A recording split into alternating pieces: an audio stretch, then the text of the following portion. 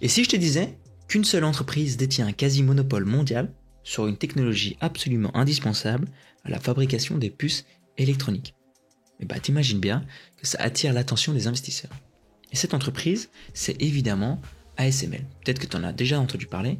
ASML, c'est quoi? C'est un géant néerlandais qui équipe Intel, Samsung, TSMC. Et aujourd'hui, je vais te montrer pourquoi ASML est l'un des acteurs les plus stratégiques de toute l'industrie des semi-conducteurs. Alors déjà, on va parler des 3 grosses raisons de pourquoi ça intéresse en tout cas les investisseurs. Le premier, c'est évidemment qu'il y a un monopole technologique quasi total. Ici, on parle de 100% de part de marché sur l'UEV. Et puis après, on peut prendre en compte aussi que ses concurrents historiques sont complètement hors jeu. Ensuite, le deuxième point, c'est évidemment des finances très solides et en croissance. Si on prend juste en compte le chiffre d'affaires en 2024, c'est 28 milliards pour un bénéfice net, 28 milliards de chiffre d'affaires pour un bénéfice net de 7,6 milliards. C'est une marge nette environ de 27%, ce qui est assez positif. Ensuite, un autre point positif en termes de finances, c'est évidemment qu'il rachète des actions, mais ça on va le voir après quand on va analyser dans TradingView. Et puis, évidemment, c'est les perspectives énormes grâce à l'intelligence artificielle et aussi à une demande mondiale. Il faut savoir replacer ASML dans son environnement. Ici, on parle de...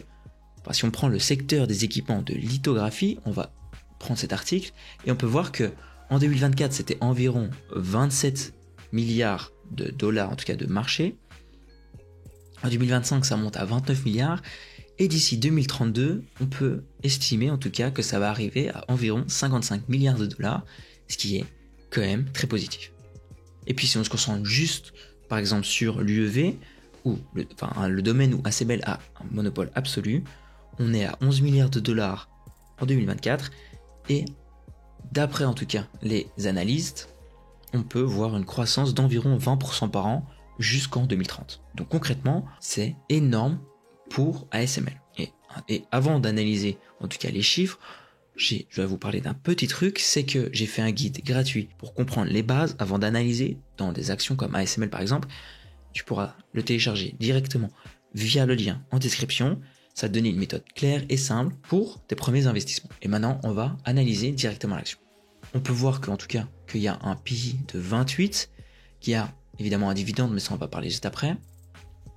Et si on prend en compte juste les chiffres, on peut voir que c'est une croissance assez positive. Si on prend juste le revenu total, en 2018 c'était presque 11 milliards, et maintenant on atteint presque 30 milliards, on est à 28 milliards, c'est très positif comme croissance. Donc ça c'est un gros check.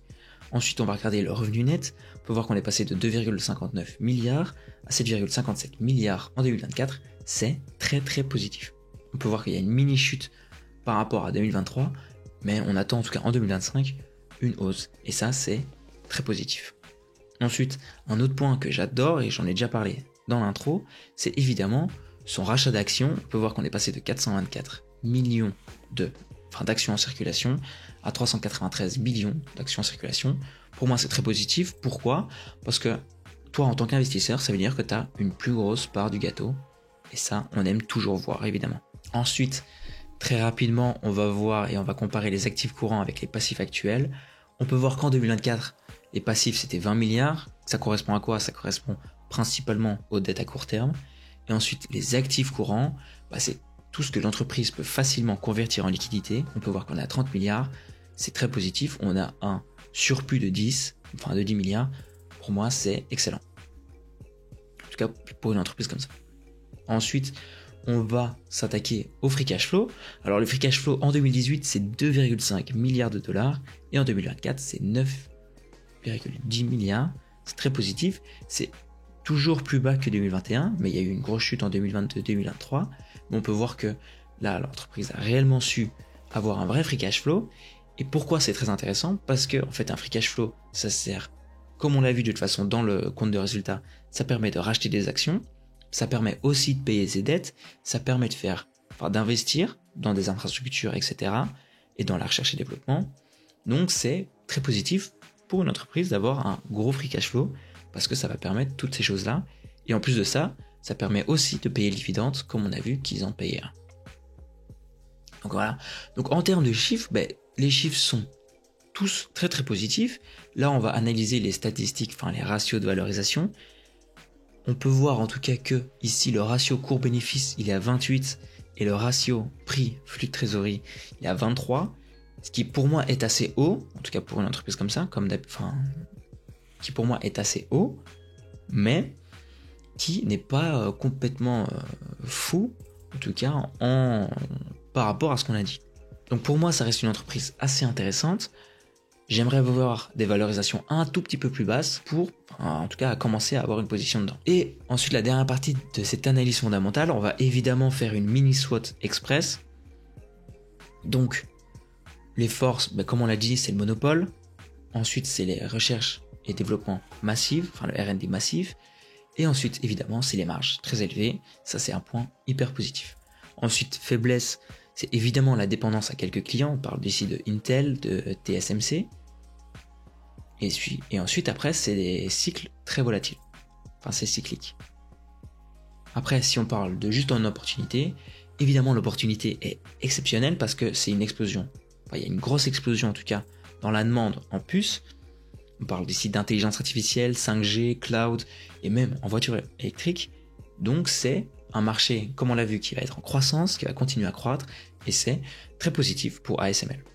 Ensuite, les menaces, ça c'est les menaces habituelles, les tensions géopolitiques, évidemment, ça c'est comme d'habitude, on parle de Chine, Taïwan, et puis on parle aussi de risques de nouvelles technologies qui peuvent un peu disrupter tout ça.